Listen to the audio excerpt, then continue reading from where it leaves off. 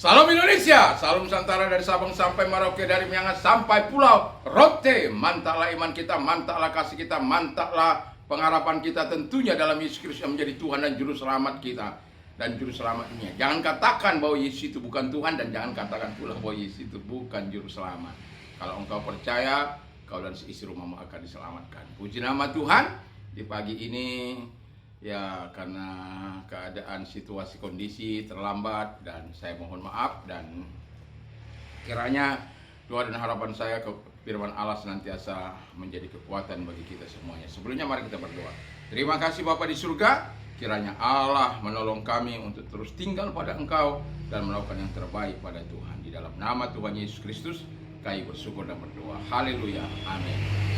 Puji nama Tuhan, firman Allah katakan, kita akan membaca dalam Yohanes 15 ayat yang ke-5. Akulah pokok anggur dan kamulah ranting-rantingnya, barang siapa tinggal dalam aku dan aku di dalam dia, ia berbuah banyak, sebab di luar aku kamu tidak dapat berbuat apa-apa. Ayat yang ke-6, barang siapa tidak tinggal dalam aku, ia dibuang keluar seperti ranting dan menjadi kering, kemudian dikumpulkan orang dan dicampakkan ke dalam api lalu dibakar. Haleluya, puji Tuhan.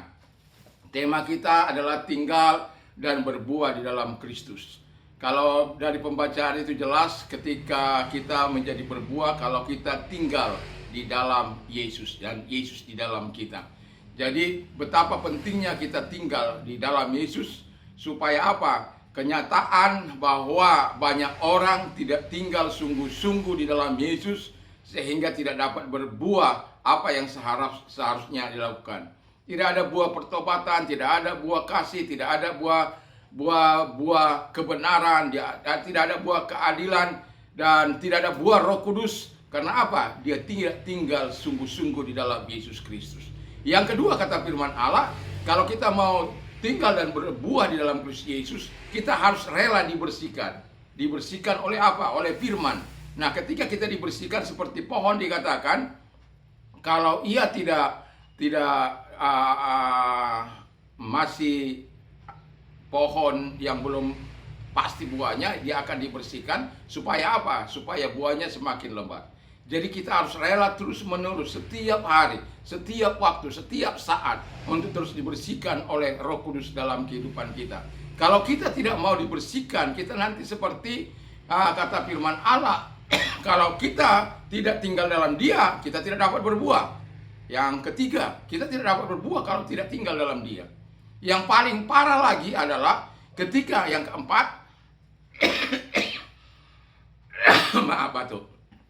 Yang keempat adalah kita kalau tidak berbuah atau tidak tinggal dan tidak berbuah dalam Yesus, kita akan dipotong lalu kemudian dikumpulkan, kering dan dibakar, dimasukkan ke dalam api. Itu sesuatu yang sangat menyedihkan.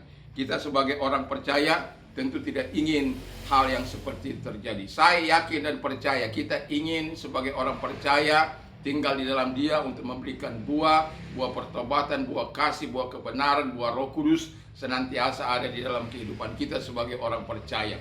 Kita ingin terus dibersihkan sehingga mencapai kesempurnaan sebagaimana Bapa katakan, hendaklah kamu sempurna sama seperti Bapamu adalah sempurna.